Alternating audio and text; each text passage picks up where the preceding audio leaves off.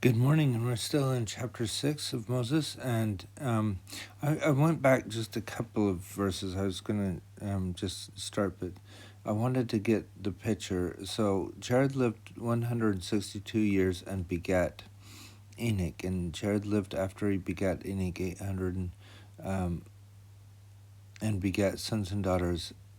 And Jared taught Enoch the ways of God. So Enoch wasn't alone in this, and I think this is important that sometimes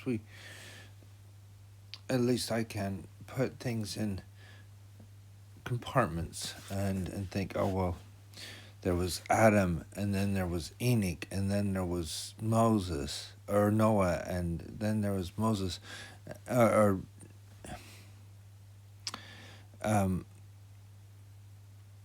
each generation, as if there was anything different. I mean, that they got the gospel all from God, like almost like Joseph Smith going to the grove of trees. But even Joseph Smith had parents who were teaching him.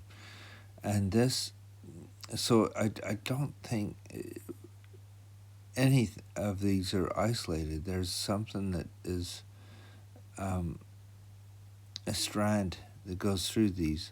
And this is the genealogy of the sons of Adam, who was the son of God, with whom himself conversed. So we talked about that yesterday, but look what they say next. And they were preachers of righteousness, and spake and prophesied, and called upon all men everywhere to repent. And faith was taught unto the children of men. So the gospel was taught. We already know that. But the reason why these genealogies are given is because these were the ones that were preaching. These were the preachers or prophets. This was talking about the prophets of God, not just any generation. And from them, how they lived, that they were born 160 years after their fathers. It may be that these aren't the first children either, but that these were the ones that were called upon as preachers of righteousness. And it came to pass that in the days of Jared were 962 years, and he died. And Enoch lived 65 years and begat Methuselah. And it came to pass that Enoch journeyed in the land among the people. And as he journeyed, so he's journeying. I'm not sure why he's journeying, but he journeyed. The Spirit of God descended out of heaven and abode upon him. So he was doing something, probably working somehow, and thinking about the gospel most likely. And the Spirit of God descended out of heaven and abode upon him. And he heard a voice from heaven saying, Enoch, my son, prophesy unto this people, and say unto them, Repent. For thus saith the Lord, I am angry with this people, and my fierce anger is kindled against them. For their hearts have waxed hard, and their ears are dull of hearing, and their eyes cannot see afar off. I think it's interesting. It's a few things here. Their ears are dull of hearing. Their hearts are waxed hard. Actually, it sounds like the ears are full of wax as well. But and their eyes can't see far off. What descriptive words! One thing is eyes cannot see far off. So often people get so myopic. I remember when President Nelson was talking in conference and talking about I think a daughter-in-law who was grieving and asking why the Lord would let someone die, or I I may be taking this out of context, but this is what I'm thinking. But he used the word myopic with her, and I thought, gosh, that's a bit harsh. But I'm starting to see it more now, as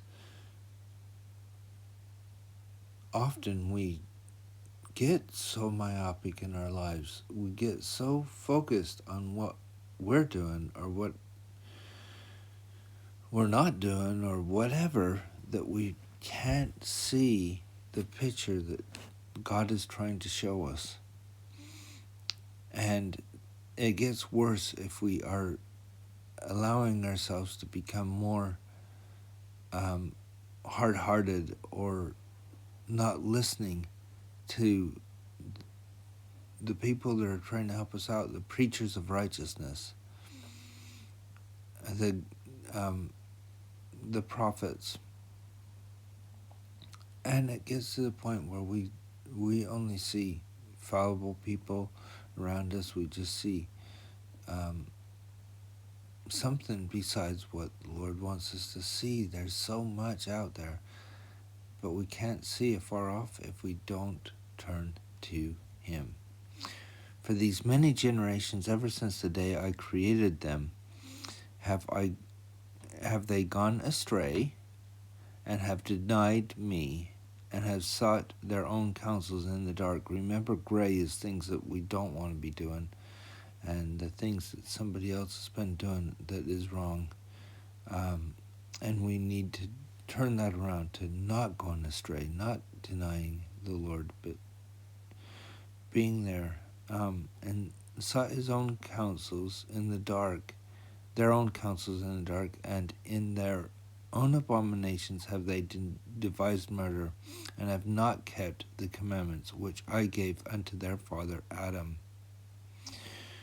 Wherefore they have forsworn themselves by their oaths, and brought upon themselves death, and a hell I have prepared for them, if they repent not.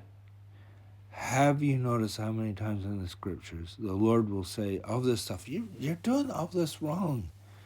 You already know you are. You denied me. You sought your own counsels. You devised murder. Have not kept the commandments. You've forsworn yourself. You've made oaths. You've brought upon yourself your own death. And I've prepared a hell for you if you don't repent. He is always reaching out. He's still telling them, repent, and you'll be fine. I'll be there. That's what the atonement is about. And I think that is the important thing that we should get from this, is there is these righteous people who've come through the generations of, and now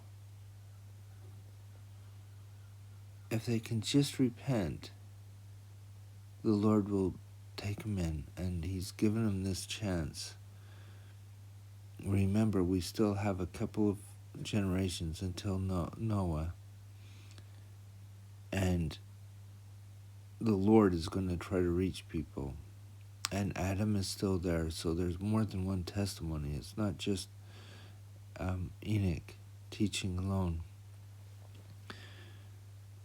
But we're going to learn a lot more about Enoch. But right now, think of things that you can turn to the Lord so that you're not denying Him or going with your own counsels. And I hope you have a wonderful day, and we'll see you tomorrow.